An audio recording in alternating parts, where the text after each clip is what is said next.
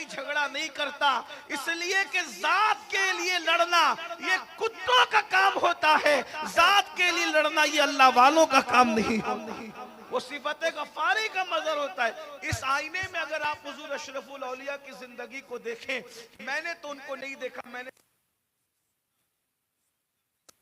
पर पहुंचा हूं, जिन्होंने देखा है वो गवाही देंगे, शहादत देंगे कि इन लोगों ने, हुजूर अशरफुल औलिया ने अपनी जात के गुस्ताखों को हमेशा माफ किया और उस दिन को याद दिलाया जो फतेह मक्का का दिन था, ला तस्रीब अलैकुमुल यौम।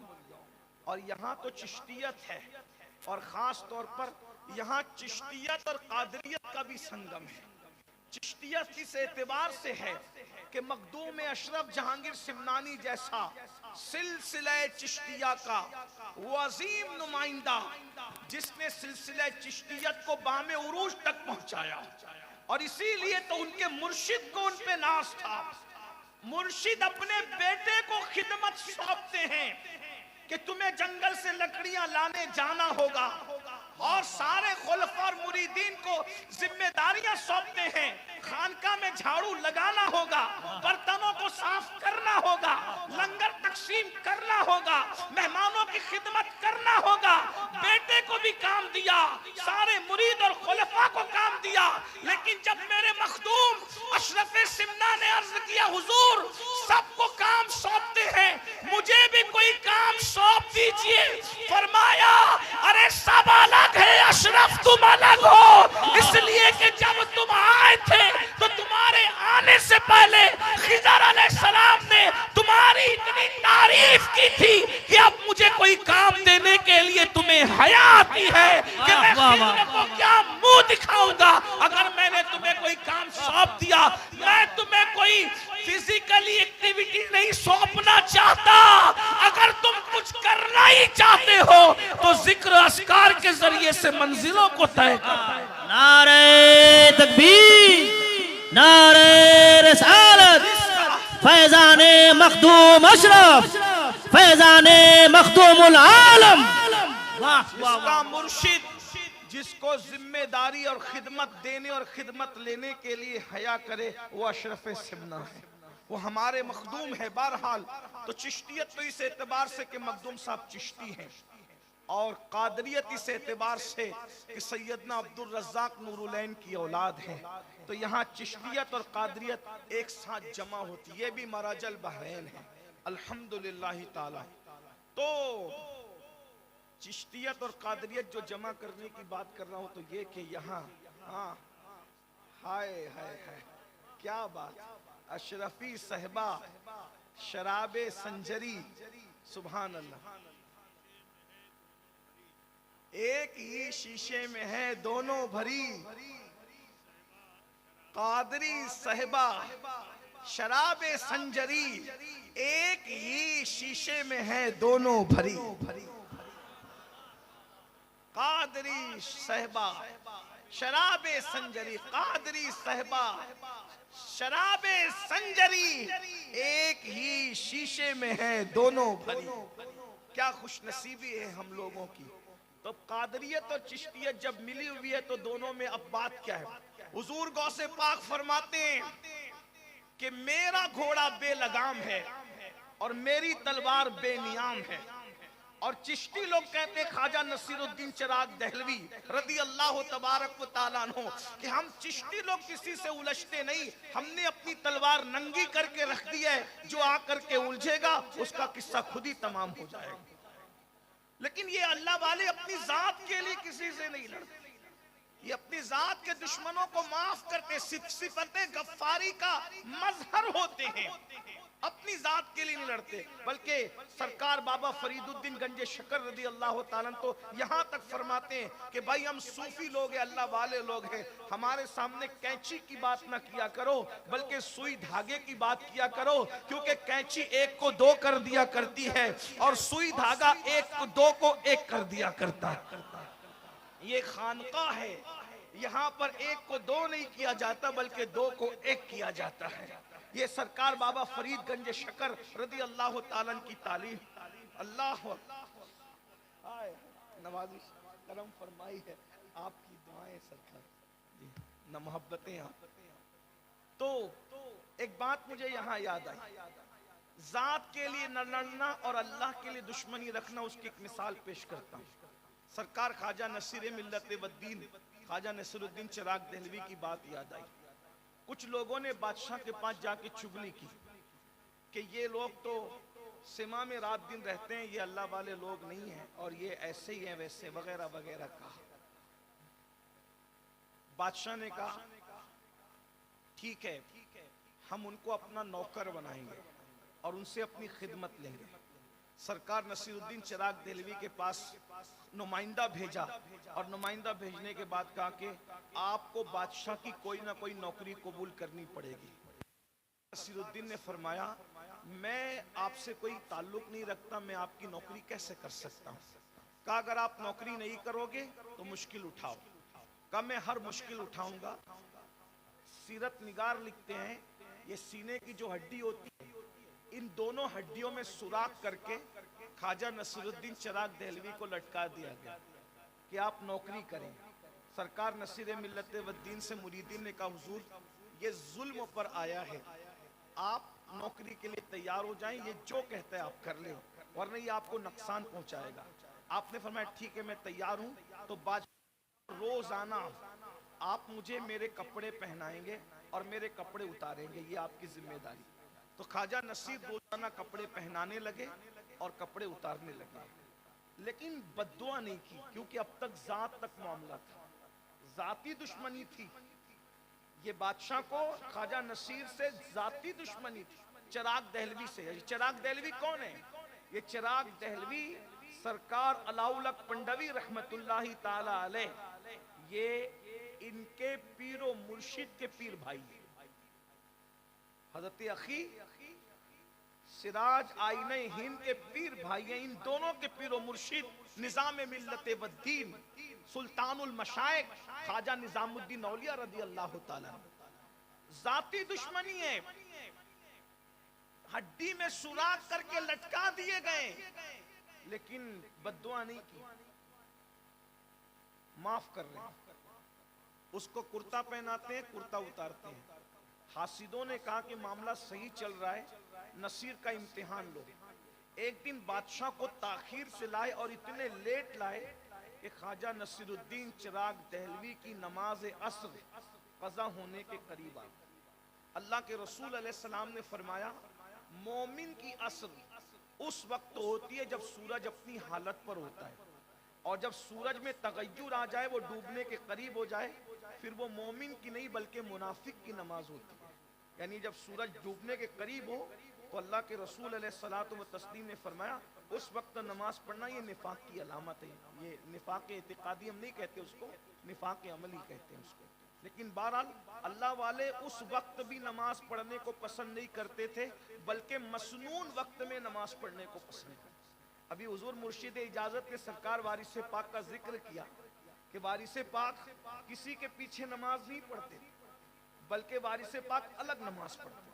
तो लोग ये मशहूर करते थे कि वारिस पाक नमाज ही नहीं पढ़ते। वो नमाज पढ़ते थे मगर कमरे में छुप के पढ़ते थे, जैसा कि हज़रत ने इशारा किया। लोग कहते थे आप जमात के साथ नहीं पढ़ते, जमात के साथ नहीं पढ़ते। तो वारिस पाक कहते थे अरे जमात से पढ़ाना है तो अली हुसैन अशरफी जैसा इमाम ला करके दो ना। सुभान अल्लाह, सुभान अल्लाह। अगर वारिस पाक को पीछे खड़ा करना है तो कोई अली हुसैन अशरफी जैसा ला करके इमाम दो, और किसी एक के पीछे खड़ा कर दिया वारिस पाक को, तो नमाज के बाद वारिस पाक ने कहा सुना सुना इमाम साहब आपने हमका बहुत थका दिया। सरकार वारिस पाक कहते बहुत थकाया आपने हमका। तो कहा वो कैसे? कहा हम तो आपके पीछे नमाज के लिए खड़े हो गए, लेकिन कभी चारे की दुकान पर, कभी किराना दुकान पर, कभी कहीं लेके भटकते रहे। जहां जहां इमाम गया पीछे पीछे वारिस थे। तो कहा ऐसी नमाज भी क्या नमाज है। लेकिन ये हम लोगों के लिए, हम लोगों को तो हर सही अकीदा की इब्तिदा करनी चाहिए कि वारिस पाक का मर्तबा और था, हमारा मर्तबा और है। तो अंदाजा फरमाए तो भाइयों हम लोग क्या हैं। किसी ने हज्जाज से कहा ओ हज्जाज तू भी हमारा इमाम, और अबू बकर भी कौम के इमाम थे। तू कितना बदमाश है, वो कितने अच्छे थे। हज्जाज तो हज्जाज था, बदमाश था, लेकिन हाजिर जवाब था। उसने कहा तुम अबू हुरैरा बन जाओ, मैं भी अबू बकर सिद्दीक जैसा बन जाऊं। जब तुम अबू हुरैरा नहीं बन सकते तो तुम्हें अबू बकर सिद्दीक जैसा इमाम कैसे मिल सकता है? बस मैं यही आपसे कहना चाहता हूँ, जब हम वारिसे पाक नहीं बन सकते तो हमें भी अली हुसैन अशरफी मियां जैसा इमाम नहीं मिल सकता। सूद खाते रहोगे, हराम खाते रहोगे, औरतों पे बदनजरी करते रहोगे, इसी तरीके से अपनी बेटियों को बाजार और वलीमों में बेपर्दा घुमाते रहोगे और फिर सोचो कि हमें भी आला हजरत अशरफी मियां जैसा इमाम मिल जाए। तो बात ऐसी है ना, जैसे हम रहेंगे वैसे, जैसे हम वैसे हमारे इमाम, जैसे हम वैसे हमारे पीर, जैसे हम वैसे हमारे मशाइख। अरे तू खुसरो बन, तेरा पीर निजामुद्दीन महबूब इलाही तो है ना। पीर को तलाश करने की जरूरत नहीं, हमने खुसरो बनना है। अगर तू सिमना बन जाए तो अलाउल हक पीर होगा। क्या बात है, वाह वाह वाह। अगर तू अल्लाह अकबर कुतुबुद्दीन बन जाए तो तुझे मोइनुद्दीन गरीब जैसा पीर मिल जाएगा। लेकिन बात तो इतनी है ना, असल कमी हमारे अंदर है और हम इल्जाम लोगों पे रखते हैं। तो मैं बात ये कह रहा था, क्या बस बात खत्म ही कर दूं। अल्लाह अकबर कि ख्वाजा नसीरुद्दीन चिराग दहलवी के साथ मामला चल रहा था, खिदमत कर रहे थे। इतनी देर से लाए बादशाह को कि सूरज गुरूब होने के करीब आया और नमाज, और आपकी आंखों में आंसू आ गए कि क्या मैं मकरू वक्त में असर की नमाज पढ़ूंगा? गुस्सा आया। अब तक जाती दुश्मनी थी, नसीरुद्दीन ने हर तकलीफ झेली, तकलीफ बर्दाश्त की, लेकिन जब दीन पर बात आई, नमाज तर्क होने की बात आई, नमाज कज़ा होने की बात आई, मकरूह वक्त में नमाज पढ़ने की बात आई, बात कुर्ता तो पहनाया और पहनाते हुए आंख में आंसू लेकर बांधते हुए कहा, बांधे तीर खोले गस्साल। ये वली की जबान है, ये वली की जबान है। गुफ्ते अल्लाह बुवत गर्चे अज हल्कू में अब्दुल्ला बुवत। उसकी बोली गोया के खुदा की तरफ से होती है, वो अल्लाह का वली बोलता है, मगर वली की जबान पर खुदा का फरमान जारी होता है कि शान से कहा, बांधे नसीर खोले गस्साल, यानी नसीर बांध रहा है और इसको मरने के बाद अब गुस्ल देने वाला गस्साल खोलेगा। दुनिया ने देखा आज के बाद कल का सूरज गुरूब नहीं हुआ और बादशाह मर गया, उसकी रूह परवास कर गई, इसलिए कि अब जान की दुश्मनी की बात नहीं थी, इस्लाम की दुश्मनी की बात थी। वो होता है जो सिफत सत्तारी और सिफत गफ्फारी का मजर होता है, वो ना ऐब खोलता है और ना जाती दुश्मनी करने वालों से बदला लेता है। दो सिफात उसमें रसूलुल्लाह की होती है, एक सिफत ये कि रसूलुल्लाह रफीक है उम्मत पर और शफीक है उम्मत पर। तो जो अल्लाह का होता है वो अल्लाह की उम्मत पर रफीक भी होता है और शफीक भी होता है, यानी उसके अंदर चिड़चिड़ापन नहीं होता, लोगों को डांटता नहीं, वो लोगों को गालियां नहीं देता, वो लोगों को झिड़कता नहीं, वो अमीर फर्क नहीं करता।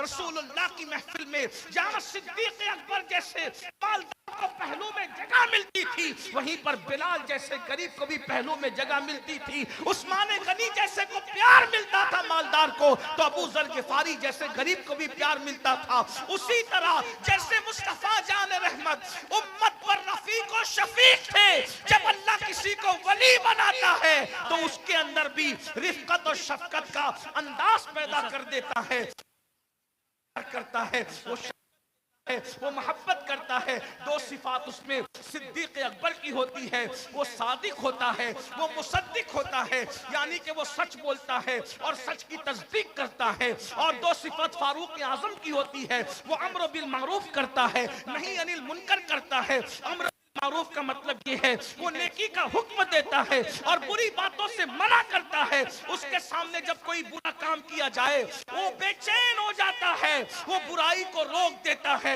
अम्र बिल मारूफ और नहीं अनिल मुनकर, नेकी का हुक्म देना, बुरी बात से मना करना, ये अल्लाह के वली की पहचान है। दो सिफात उसमें उस्मान गनी होती है, एक तो वो दीन को सखावत करता है, रात को इबादत करता है। इसका मतलब ये है कि वाला नहीं होता, बल्कि वली लुटाने वाला होता है।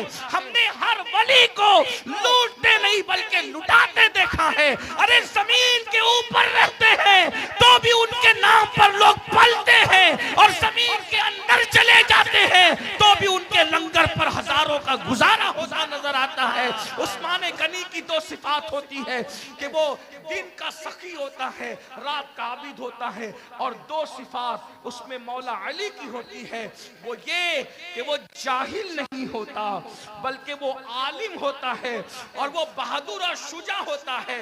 मौला अली कैसे बहादुर थे, कभी दीवार हिलती है, कभी दर कांप जाता है, अली का नाम सुनकर अब भी खैबर कांप जाता है।